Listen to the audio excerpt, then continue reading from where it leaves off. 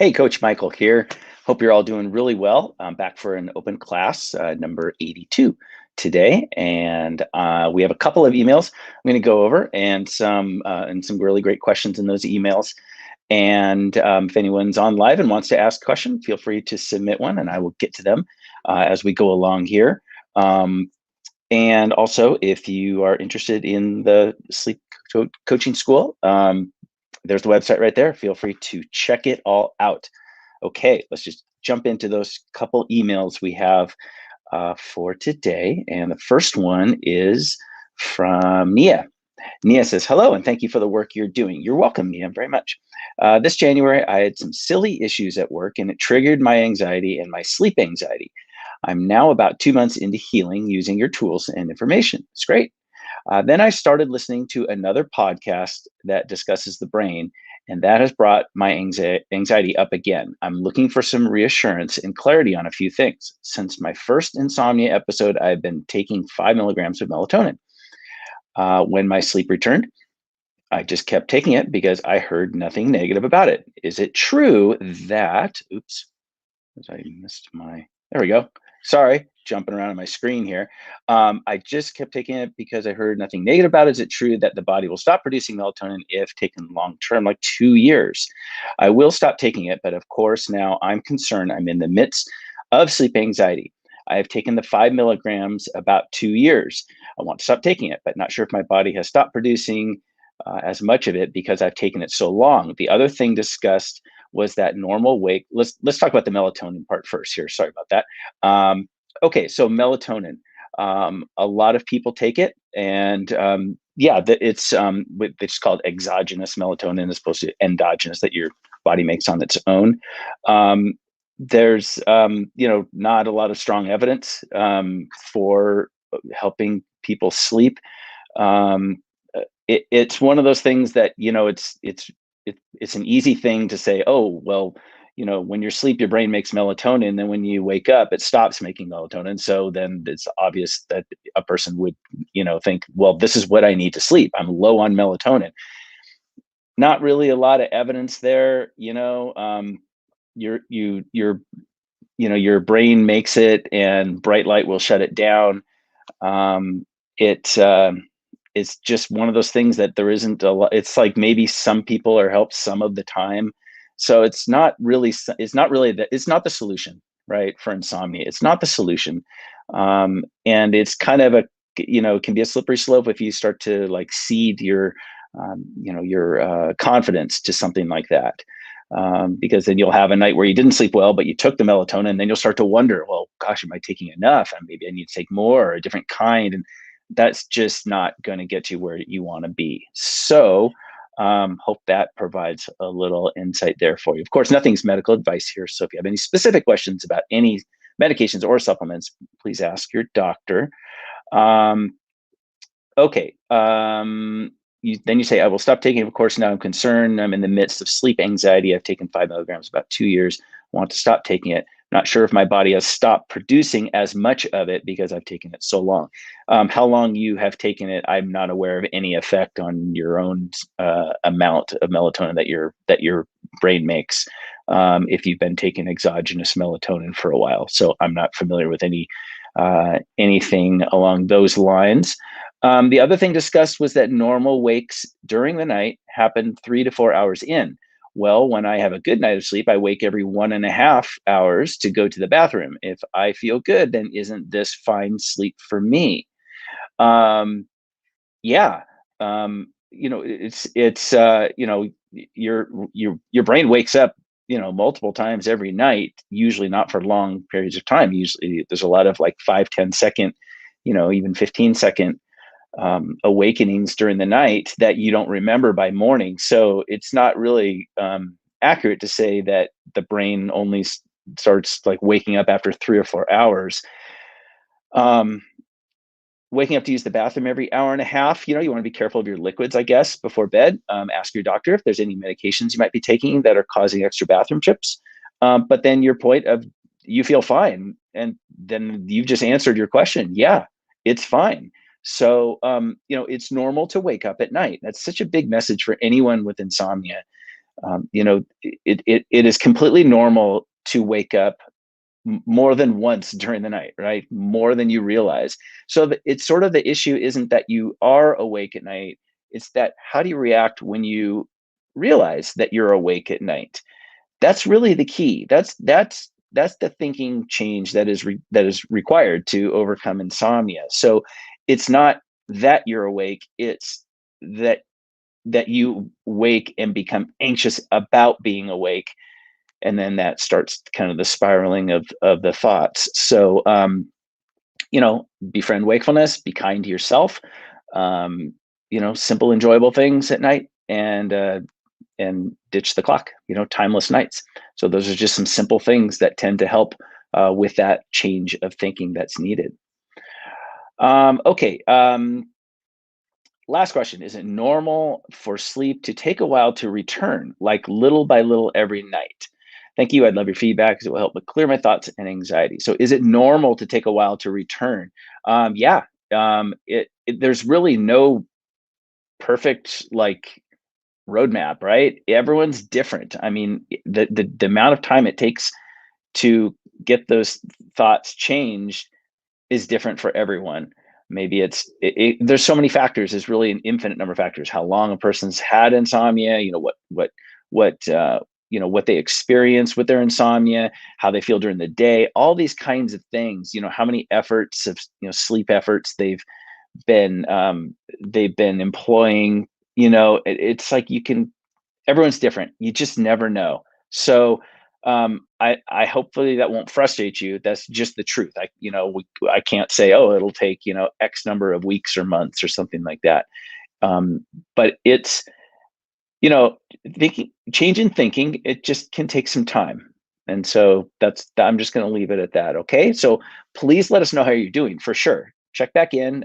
Thank you so much for your message. And we'd love to hear how you're progressing. Okay. Next question, the other question from Ellie. Hi, Ellie. Oh, Ellie, I have a collection of questions. Is it normal to feel very different and unusual from your normal self after and even years after the big one happens? Like a night of little or no sleep. I can't help but feel like I can't even recognize myself the last 2 years. I feel like on the days when I don't sleep well, which happens often, I don't even feel like I'm living and experiencing things. Just feels like a life on pause. It really saddens me. I just feel like it's so unfair that I'm 2 years into this and I'm still struggling, even though I've made a lot of progress. Is success supposed to be this slow? Same question there. So yeah, Ellie, it's the same thing. It's you know, um, hopefully, through the information provided on this channel, you can make sure that you're not, jumping ahead, expecting too much too soon. Um, it's again, it's like the behavior change stuff is really pretty straightforward and can be, you know, taken care of pretty quickly. But it's the thinking that's the part that can be a bit challenging, and it's not like a perfect linear route. Um, like it's easy to say, get up at the same time every morning, choose a time, maybe set your alarm, and then you're done with that part of it. Or, if you wake up at night, don't check the clock, things like that. Those can be done very simply and quickly. But, when you you suggest that a person, develops a better awareness of being sleepy before they go to bed. Well, that can take a little bit of time to kind of improve on. Or a person, you suggest that you should befriend wakefulness at night. Understand that there's a gas brake model that really clarifies a lot about sleep and insomnia. So these kinds of thinking changes can take some time. So be careful that you're not trying to be on some kind of time schedule that you've already set up, and just kind of go, take it day by day, and just do work on the thought change strategies that we have with the school and with this channel. Okay. Let's see. Next part of the questions. Yeah, and I understand how you're feeling. Um, it's it can feel kind of lonely with insomnia. People describe that. It's at night, it's dark, no one's there, and these kinds of experiences can make it more challenging. So hang in there, and you'll things will happen, and you'll start to notice that, and your sleep will get better. Then you ask, are my unknowing sleep efforts causing it to take a longer time? They might. Um, um, that's very possible. That's common. Why can't I unlock the 8 hours of sleep I used to get? How is it that insomnia can make us feel like we've changed so much? Is it because you feel like you've really lost something, the ability to sleep? Um, so sleep efforts, you know, wanting to go back to a different time when you were maybe sleeping more. These are really common. Okay, really common. I mean, during I like to say, with sleep efforts, during the day, you make things happen. You take action. You're proactive. You're all these things to help you get through the day. But when it comes to sleep, it's completely different. Sleep happens. You don't make it happen. All the phrases that you've heard over time. So I think it's you got to be really careful about saying, well, I used to sleep X number of hours, and when will I get back to that? Odds are you probably weren't sleeping maybe as much as you thought. We know through studies that people who sleep fine, who don't describe themselves as having insomnia, they tend to overestimate their sleep a bit, maybe like an hour. Um, and then when someone has insomnia, they tend to underestimate their sleep about the same, about an hour. In reality, everyone is sleeping pretty close, like in a more narrow range than you would think. You'd think that sleep time, and I'm talking about like your, average adult kind of years, not a child sleep or someone who's extremely elderly years. But the middle years of life, there's not as much variance as you might think on average for people's sleep. So that hopefully that kind of helps you understand that it's not really even helpful to track your sleep at all. It's really not. If you have insomnia, and this is something I've been talking about lately a lot, if you have insomnia, tracking your sleep is probably not going to help. It's probably going to make it worse, because first, the tracker that you're using, despite what you read, probably not all that accurate, and second, it just puts the focus on sleep, and sleep needs not to be focused on, right? Sleep is like a cat. You focus on the cat, you chase the cat. It's like the cat doesn't do what you ask it to do. It's elusive, right? So we have a cat that's extremely elusive like that. So sleep is just something that you have to not try. That's really it, right? Effort, trying, effort, all these kinds of terms that require focus and attention and all that, they make sleep more elusive. So that's really kind of the big message, about not trying. Um, that really will get a person beyond insomnia to a place where they want to be. So I think I answered all of your question. Let me just take a look back. Yeah, the 8 hours. Oh, that's right. Because you feel like, let's see, is it because, how is it that my insomnia can make us feel like we've changed so much? Is it because you feel like you've really lost something, the ability to sleep? Yeah, people feel like they lose the ability to sleep.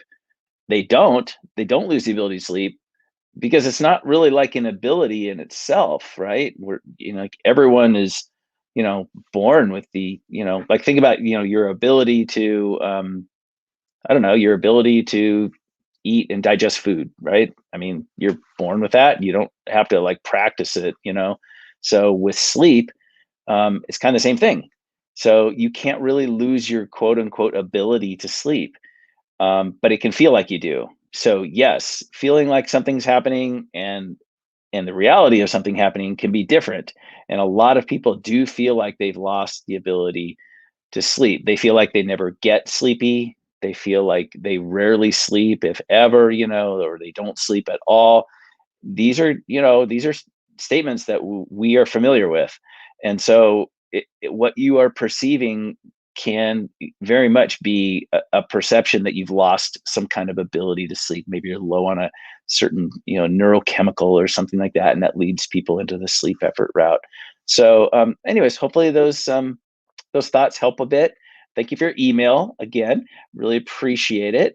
And I think that was it for the emails. Let me check and see if we have any comments. I just want to say it's just great doing these open classes. Really appreciate it. If you want to submit a question, you can go to the Sleep Coach School, and at the top of the homepage, there's a link there. You can click it, submit a question. We always try to get to as many or all of them as we can, doing our best here. So when you do submit a question, there's always backstory, of course, but understand that we want to try to like cover them efficiently, so people kind of stay engaged and they follow what's going on. So we always appreciate it when you ask the questions very succinctly, like you did in the 2 emails today. It was great. And we definitely encourage anyone to submit a question. We'd love to answer it. And there's also all kinds of things there at the Sleep Coach School that you can check out. Okay, well, I think we're going to call it quits for this. Thank you very much. And I will see you again soon. Thanks. Bye-bye, everybody.